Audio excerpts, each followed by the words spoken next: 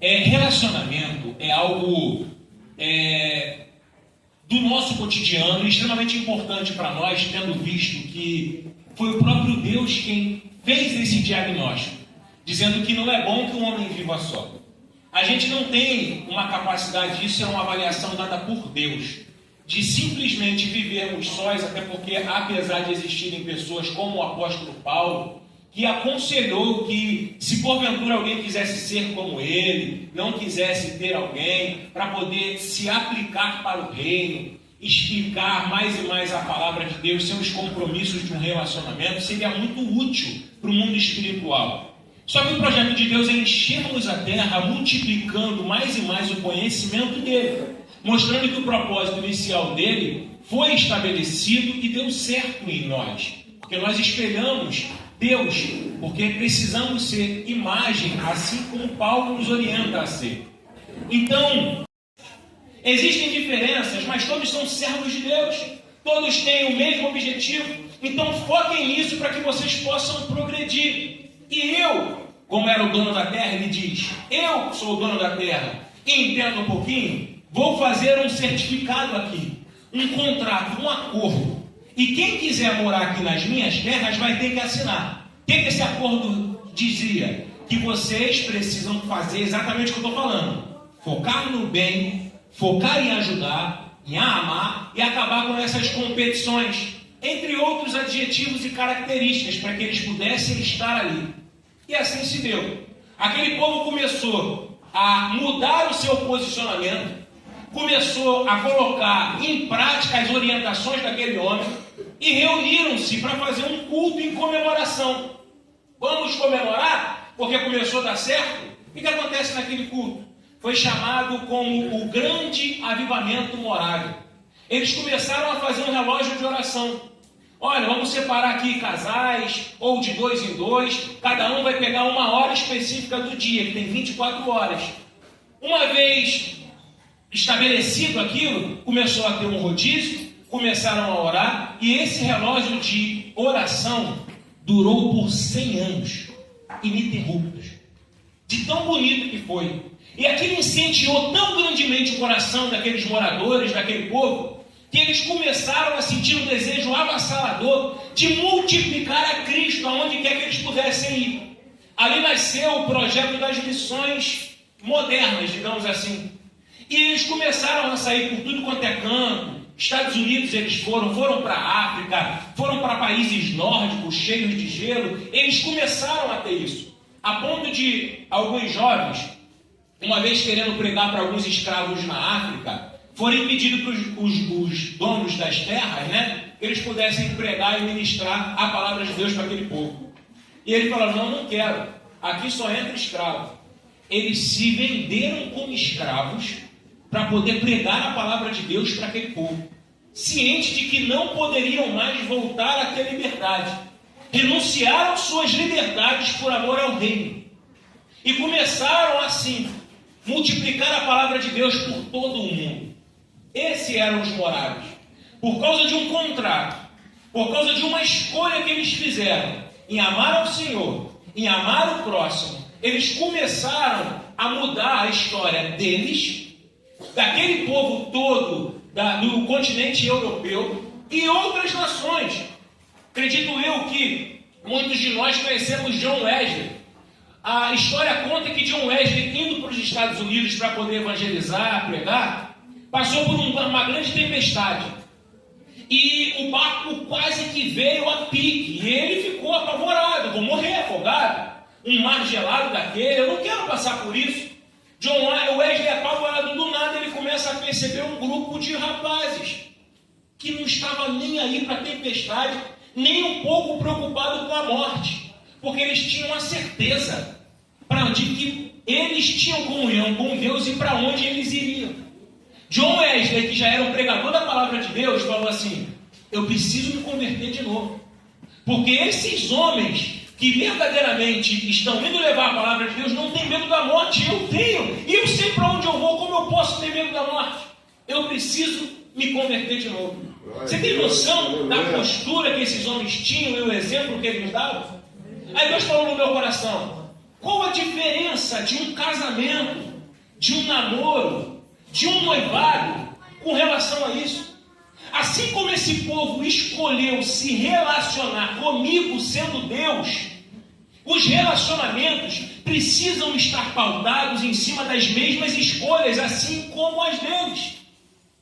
Eles tomaram uma decisão, um contrato que eles fizeram de amar-se mutuamente e não começar mais a observar os defeitos dos irmãos por causa de pontos de vista. Os relacionamentos precisam ser iguais.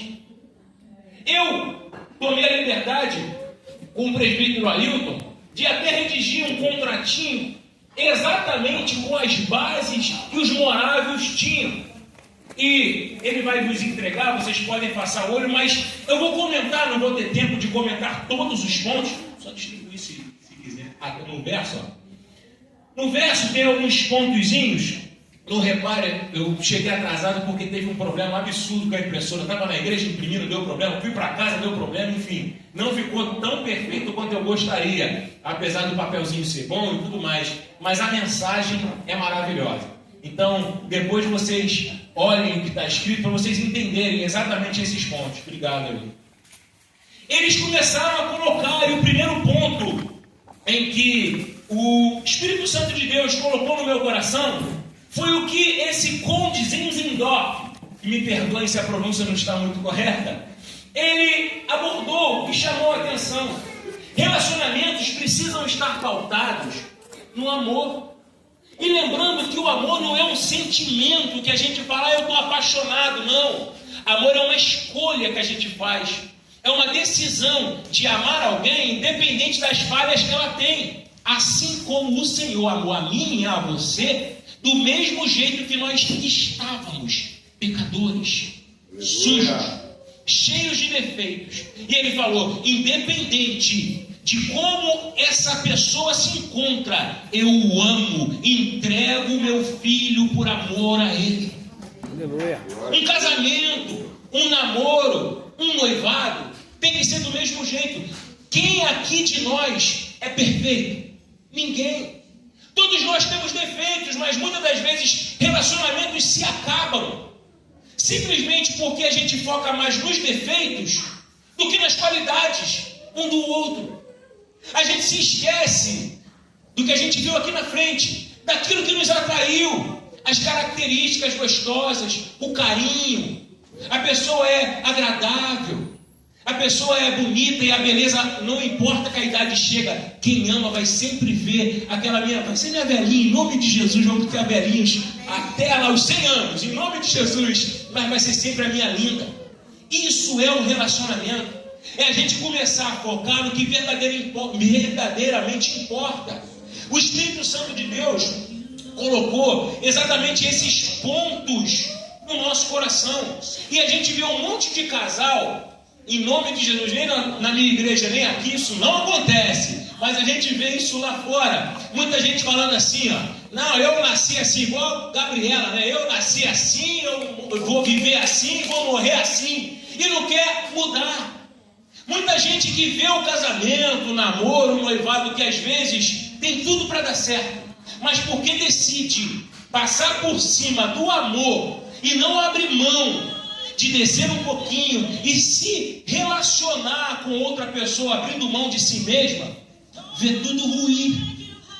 Dizendo que pau que nasce torto nunca se endireita. Só que a gente conhece um carpinteiro que é perfeito e verdadeiramente tem capacidade de consertar qualquer madeira, árvore, tronco torta. Eu não sei se vocês conhecem como se conserta um tronco. Por exemplo, a mesma técnica para se fazer um bonsai.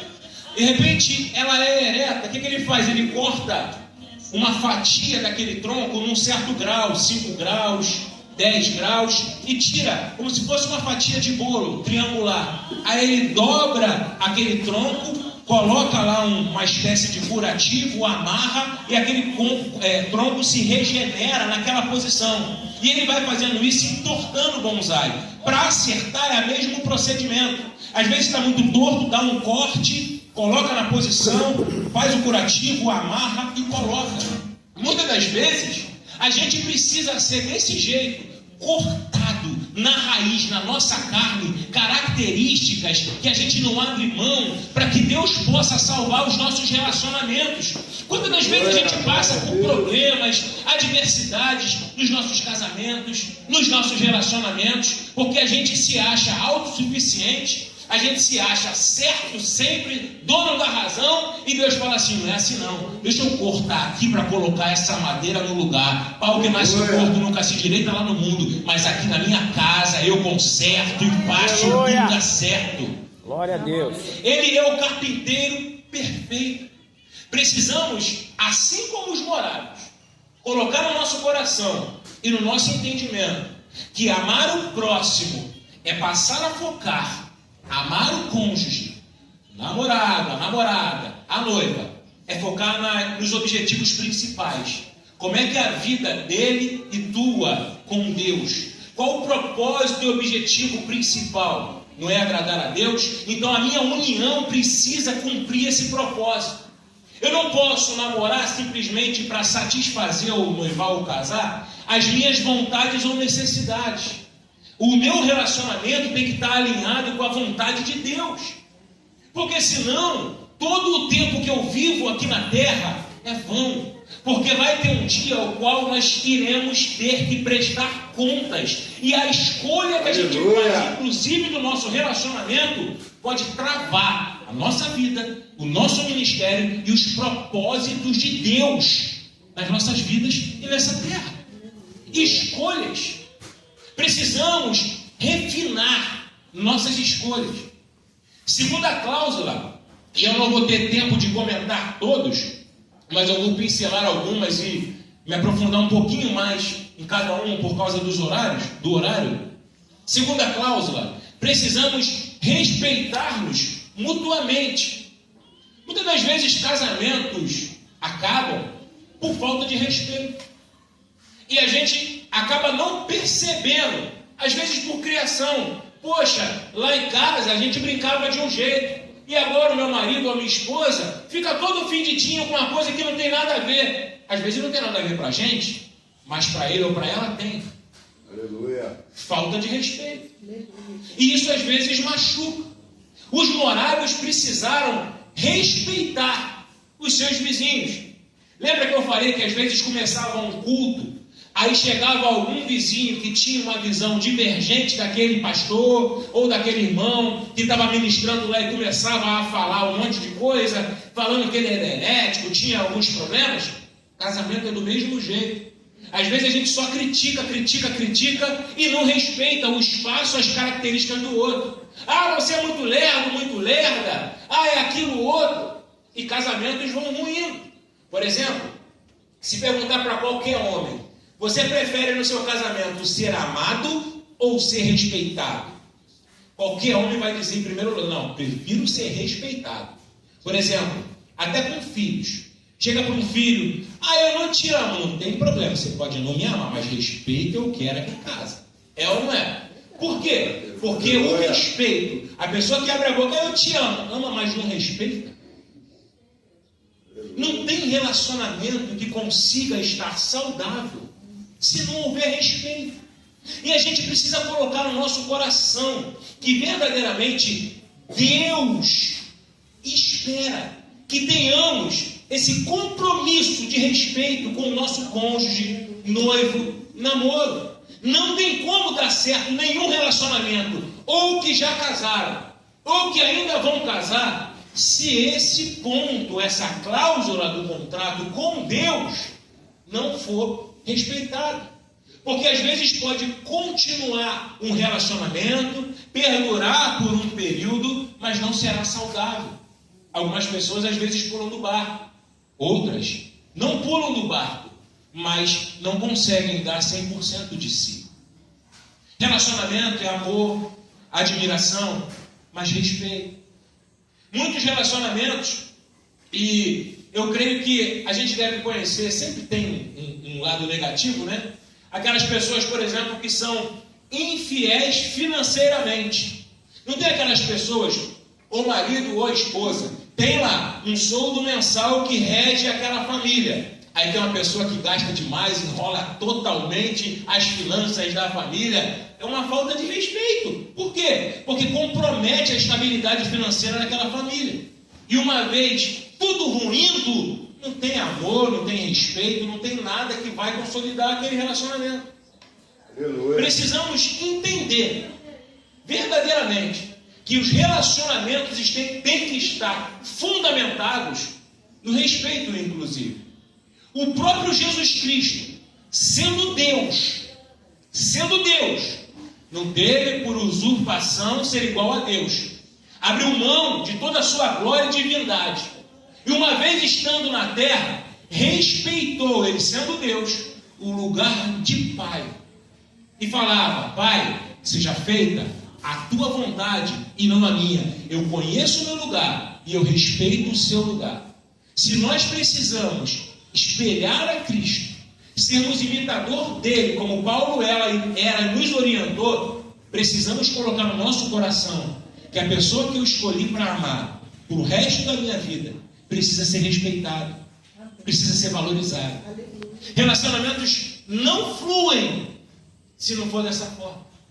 Muitas das vezes a gente se vê sendo impactados e enfeitiçados, por exemplo, com essa filosofia feminista dos dias de hoje, colocando que direitos iguais, mas coloca tudo no mesmo balaio.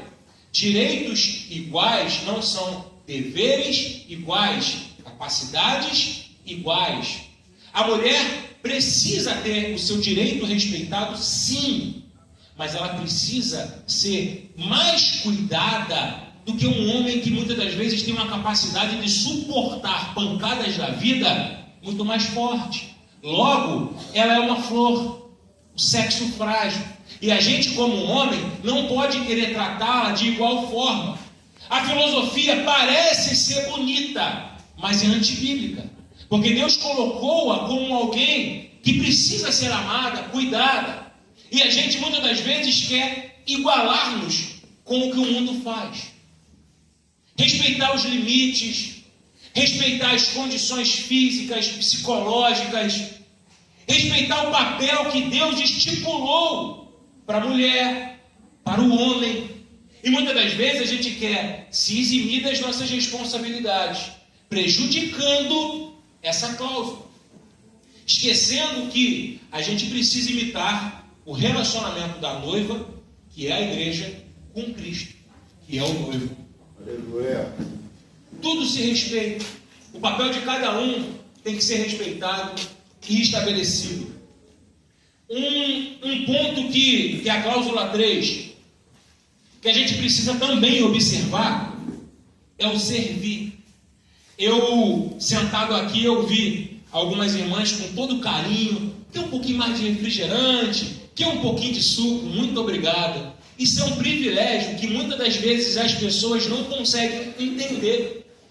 Eu creio que não apenas em nome de Jesus aqui não passa, aqui vocês não têm esse problema, mas muitas igrejas, muitas das vezes, têm dificuldade de fazer com que um irmão, uma irmã, um membro sirva a igreja e os irmãos com amor, com afinco, e muitas das vezes as pessoas se acham ofendidas quando o pastor pede um favor. Poxa, você pode dar um valor ali no banheiro, ajudar na ornamentação, chegar um pouco mais cedo para poder dar uma faxinada, abrir o portão, recepcionar na portaria.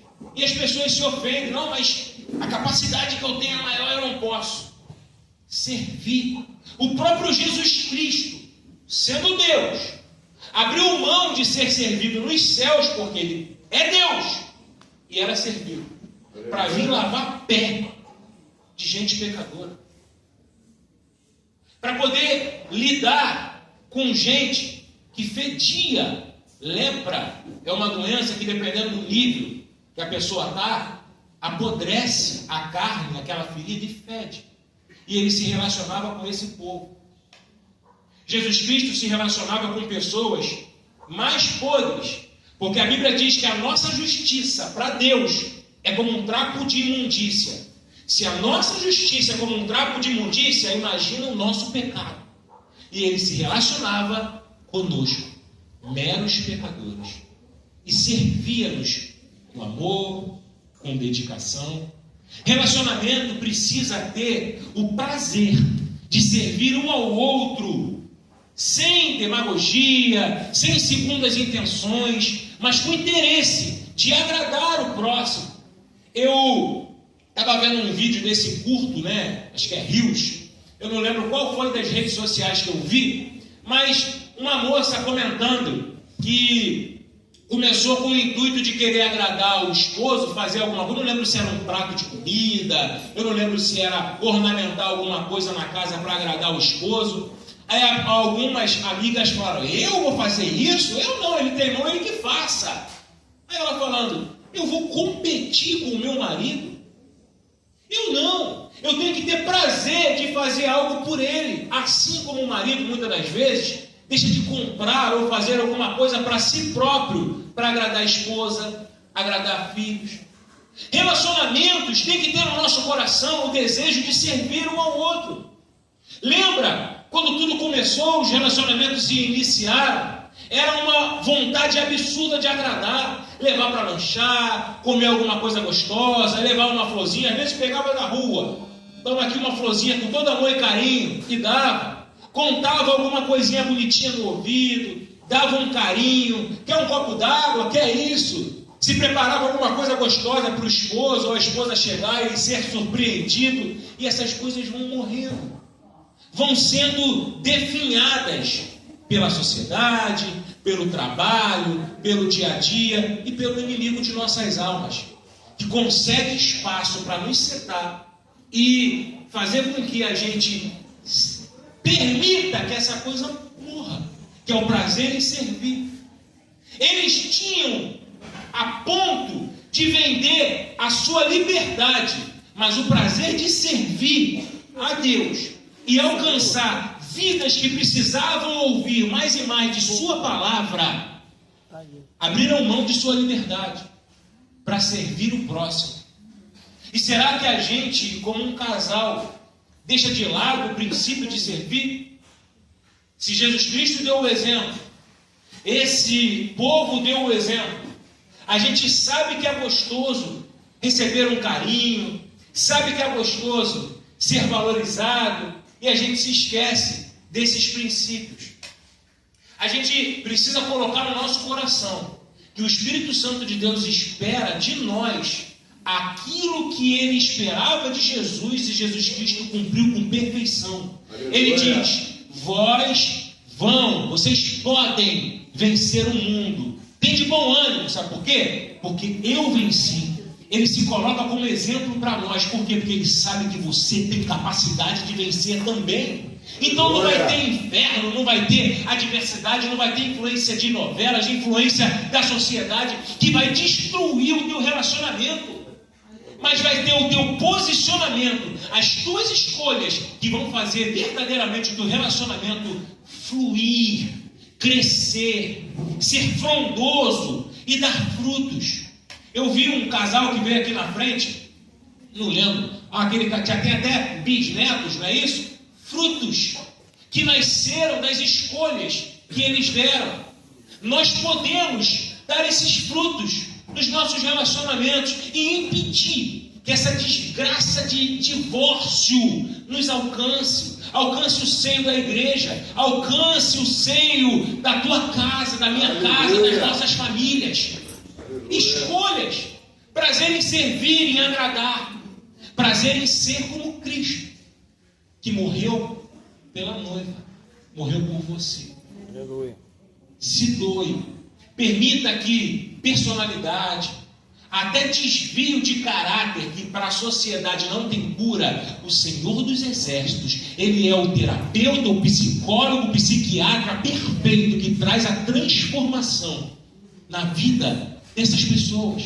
Quantas pessoas que para nós eram palhas da sociedade, marginais, e Deus foi lá com o seu amor, os abraçou, lavou-os, tirou os carrapichos e se transformaram em pessoas maravilhosas que contribuem para o reino.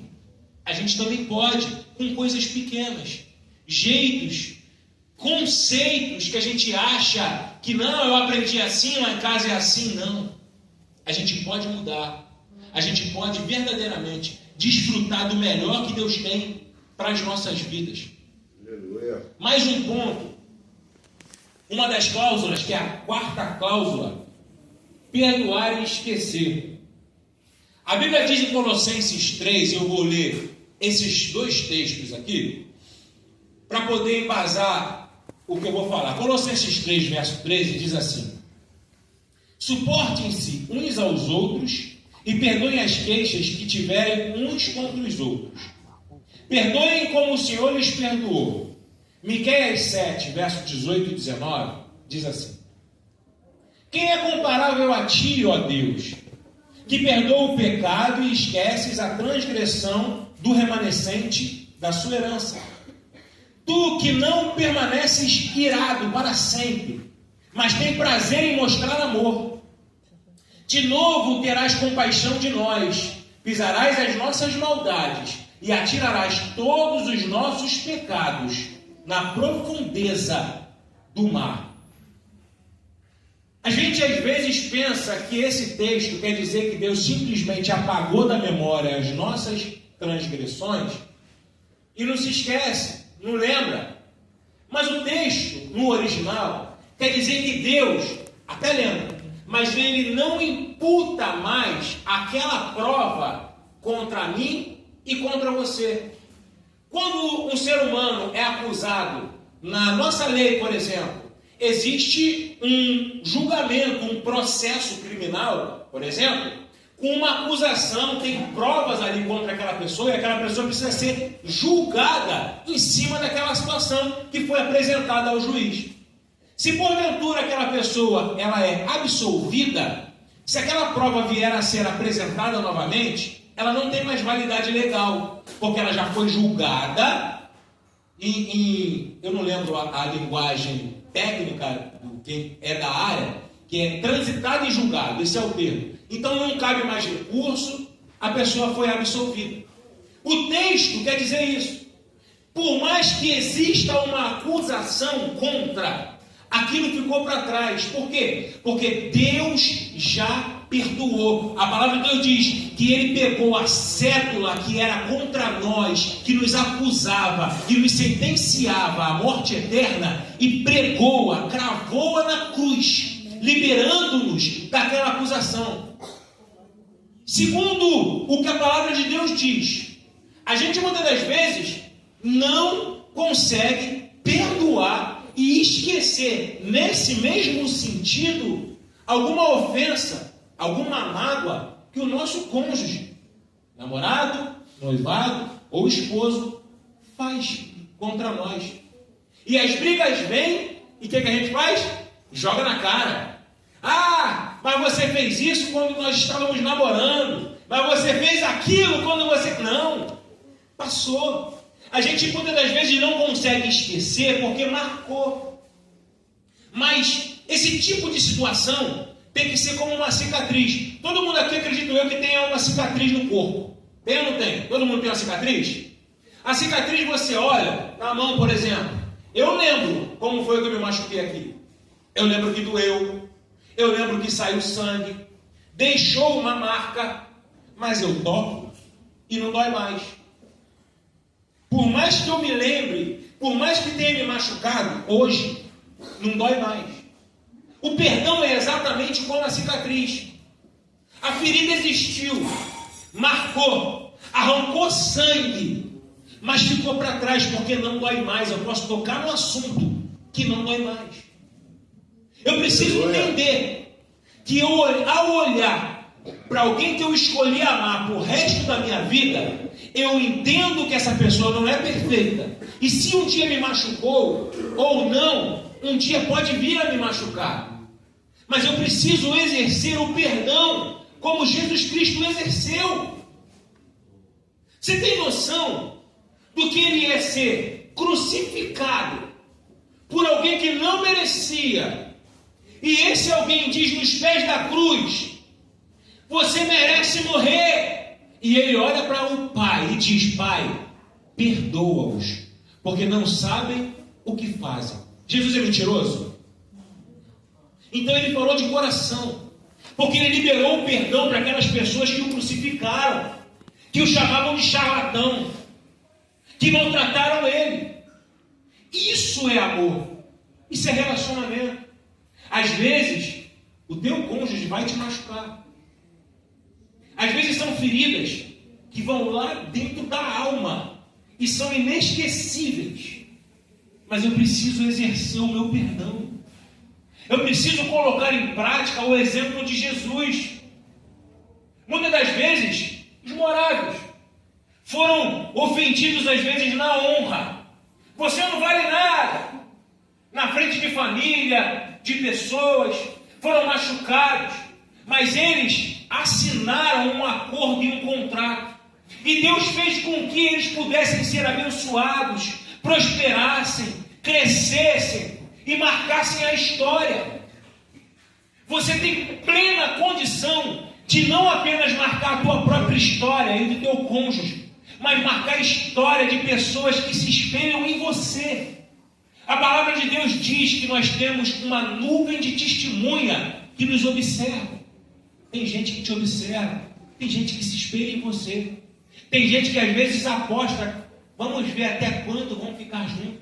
Também tem um lado oposto, né? E eu não posso me deixar de forma alguma ser seduzido pela mágoa, pela falta de perdão, e permitir que o meu relacionamento, que foi abençoado por Deus, foi chancelado por Deus, Ele escolheu, facilitou as coisas, ou o inferno jogou de tudo para atrapalhar, mas conseguimos chegar no altar, e quem é namorado ainda vai conseguir em nome de Jesus. Se essa escolha está pautada no Senhor, vocês vão chegar lá em nome de Jesus e não tem nada para impedir. Mas uma vez isso acontecendo, eu não posso deixar e permitir que a falta de perdão macule o plano inicial de Deus, que é um relacionamento ao qual Ele escolheu para se transformar em uma só carne. Se eu não perdoo o meu cônjuge, eu não perdoo a mim mesmo, se eu sou uma carne só. Aleluia. Todo mundo já ouviu aquela expressão: a pessoa que não perdoa é tomar um copo de veneno esperando que a outra pessoa morra. Todo mundo já ouviu isso. E é pura verdade. Quantas vezes a gente vê, e eu conheço gente que passou e passa por isso, conseguiu às vezes um câncer, porque tinha ódio e mágoa de pessoas. Raiz de amargura. Eu não sei se todo mundo aqui entende um bocado sobre medicina, mas se você pegar uma tomografia e ver um câncer lastrando pelo corpo, é igual uma raiz que vai com seus tentáculos quase que de um polvo, de uma lula, se espalhando pelos órgãos, envolvendo e matando. Raiz de amargura, doenças psicossomáticas, simplesmente porque pessoas escolheram não perdoar. E às vezes a pessoa que fez mal a mim e a você está vivendo sua vida livre, leve e solta e nem sabe que te machucou. Ou se sabe, nem se importa. Porque às vezes é a característica dela. Eu lembro, tem uma ilustraçãozinha, né? De um sapo e um escorpião. O escorpião queria atravessar o rio, o sapo ficou olhando, falou: escorpião, eu te dou uma carona, mas vamos fazer um combinado. Você não vai me ferroar. Você sobe nas minhas costas que eu te atravesso. Aí o escorpião, fica tranquilo, não vou fazer isso. Aí ele vai, sobe nas costas e o sapo vai atravessando o rio. Vai atravessando. Quando chega pertinho da margem, o sapo sente nas costas. Aquela estuqueada, né? Aquela ferroada. Mas escorpião, o que você fez? Por que você fez isso? Aí o escorpião responde: é a minha natureza. Às vezes a gente lidar com pessoas igualzinhas a esse escorpião. Por mais que ele prometa que não vai fazer, mas acaba traindo, machucando, magoando, porque é a natureza dessas pessoas. Aleluia. Falta de perdão é a gente se importar mais com a natureza desses escorpiões do que a gente seguir a nossa vida. E a gente vira a sofrer, como pessoas que eu acabei de citar, que morrem às vezes de doenças psicossomáticas, câncer, tem problemas às vezes psicológicos, às vezes é pressão, a pressão está alta, derrame, infarto. Por quê? Porque são magoadas e guardam aquilo no coração de uma forma que acaba não tendo mais paz. E a pessoa definha para o resto da vida, porque escolheu não perdoar. Falta de perdão mata relacionamentos. Falta de perdão fecha a porta dos céus para as nossas vidas que escolhemos guardar mágoa e rancor. Aleluia. A salvação é pela graça, a gente não pode mudar isso. Deus nos escolheu, te escolheu para levar para o céu. Só que você escolhe ser amargurado se você quiser. A escolha é tua. Quantas palavras aqui na igreja o pastor prega, os outros homens e mulheres de Deus ensinam e instruem a cada um de nós a melhorarmos, a progredirmos. E muitas das vezes a gente fecha os nossos ouvidos para as transformações que a gente precisa ter nas nossas vidas e no nosso coração. Eu não quero me atentar e travar muito, porque são muitas cláusulas, mas eu vou só pincelar agora o restante para fechar. E eu gostaria de pedir para o meu amado, se você puder entregar esses certificados. Dá um para mim que eu vou usar como modelo, por favor. Por que eu coloquei, mais uma vez, não repare, acabou que as cores não saíram direito, mas por que eu coloquei isso aqui? Porque a gente não tem necessidade de um documento como esse para fazer escolhas que vão marcar a tua vida e determinar o teu sucesso. Isso aqui não tem validade de nada. Mas, assim como a gente às vezes pega uma fotografia nossa, de um passado distante ou não tão distante, e aquilo traz uma recordação muito gostosa, nostálgica, que aquece a nossa alma, aquece a nossa vida. Esse contrato tem esse objetivo, de fazer com que você se lembre da escolha que você fez por essa pessoa que está no seu lado ou à sua frente. Olha para ele, chama ele de lindo, de linda, fala assim, eu não me arrependo de ter escolhido você. Se eu pudesse escolher você outras 1000 vezes, eu escolheria de novo. Meu tesouro. Meu tesouro, olha só, parece até que eu estou vendo Chaves aqui. Ô tesouro! Não é? Mas é verdade. É uma joia rara, única, que Deus te proporcionou. É sua bênção. É exatamente isso. E para que isso aqui? Atrás tem essas cláusulas que eu coloquei. E coloquei inclusive versículos para embasar essas cláusulas. Lá no final, a impressão acabou cortando aqui, que é o juiz de paz, Jesus Cristo. Está lá. Quando a gente vai num casamento, o juiz de paz, ou o pastor que faz a cerimônia, ele faz a gente falar e prometer algumas coisas para o nosso cônjuge. Ser fiel, amar, cuidar na saúde, na doença, até que a morte nos separe. E aquilo pode parecer palavras apenas. Só que o poder da palavra é real. Lembra quando Isaac foi abençoar os seus filhos? Jacó recebeu a bênção inicial da primogenitura e seu irmão veio receber posteriormente. O que Isaac fala para seu filho mais velho? Eu não posso, porque eu já o abençoei. Inclusive eu afirmei que a sua descendência o serviria. Mas pai, não restou nada para mim? Aí ele vai e dá mais uma bênção. Se palavras são apenas palavras, ele não poderia simplesmente repetir as mesmas palavras que ele falou para Jacó, para Esaú?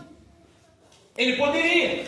Só que as palavras lançadas têm poder, são chanceladas no mundo espiritual por Deus.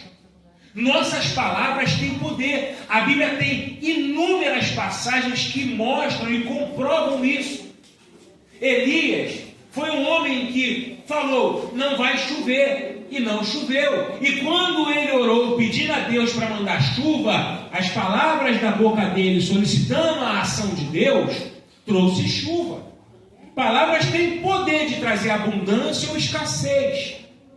Palavra tem poder de transformar vidas. Tanto é que pregações como essa, ao ser semeadas essas sementes, a quem interessar, pode pegar as palavras e aplicar em suas vidas. Outras pessoas entram por aqui e saem por aqui.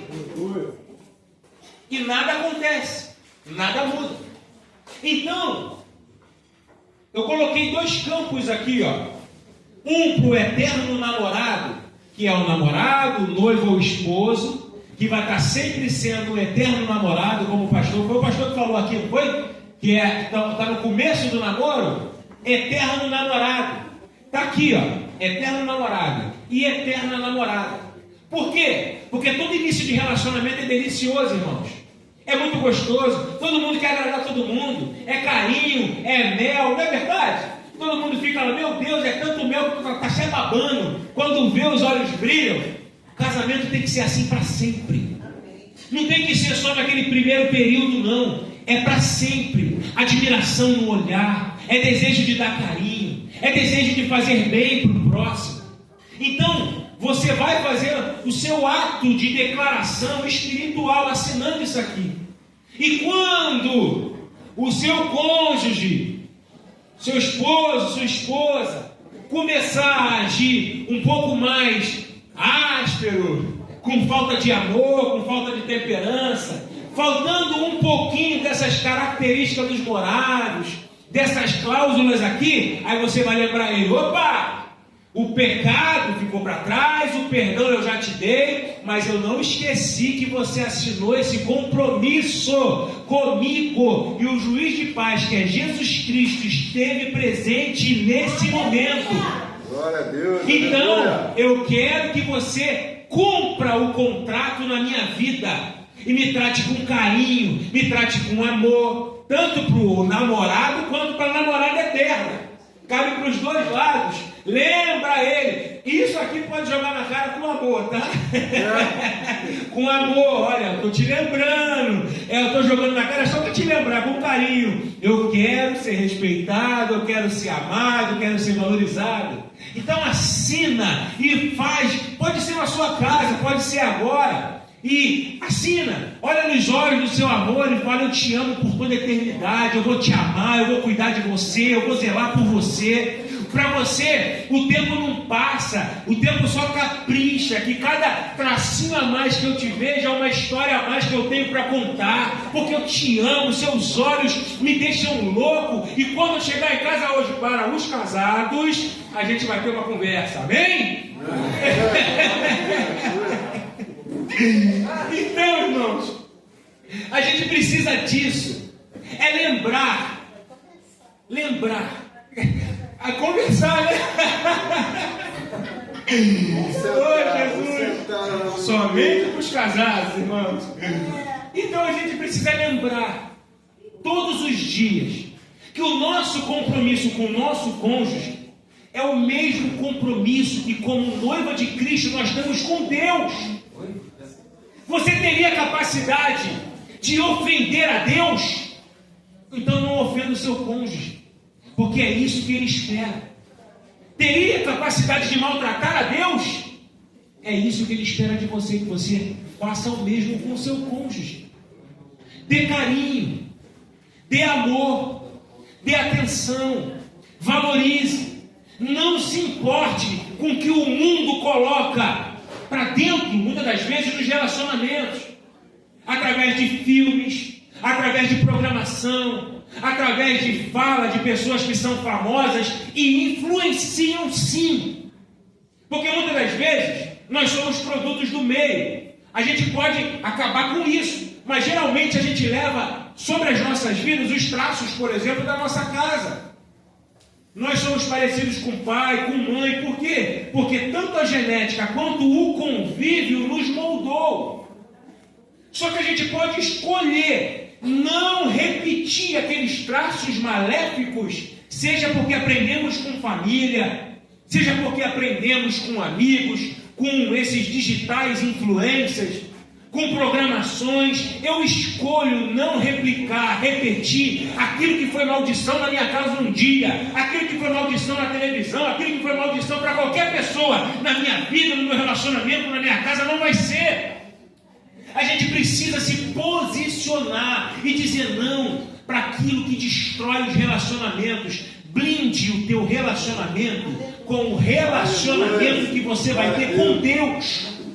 Coloque Deus em primeiro lugar na sua vida, na sua mente, no seu coração, porque Ele vai fazer com que a sua vida, a sua casa, o seu relacionamento, o seu casamento floresça, cresça, e as raízes vão estar fundamentadas em Deus. Então valorize esse contrato.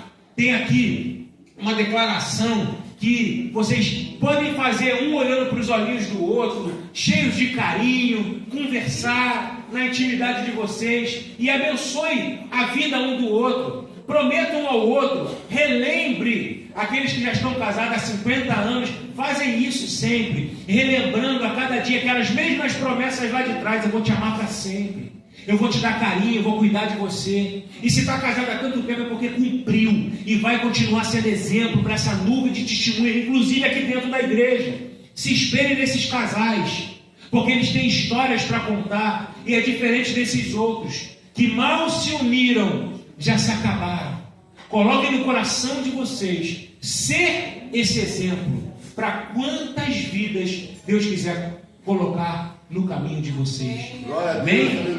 A palavra de hoje, eu tinha proposto no meu coração ser descontraído, mas Deus falou: não, meu servo, tem que falar sobre moral. Aquilo que ardeu no meu coração é o que Deus quer que eu fale.